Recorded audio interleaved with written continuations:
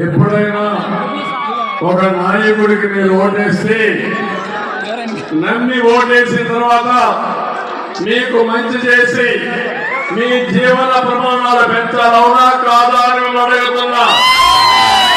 ఒక ఆదర్శంగా ఉండాలవునా కాదా అని అడుగుతున్నా. పోటీ చేసే నాయకులు కూడా ప్రజాభిమానం, ప్రజల శ్రేయస్సు కోసం అదే సమయంలో మీకు శాంతి భద్రతలు కలపాలే వ్యక్తులు అవునా కాదా అని అడుగుతున్నా.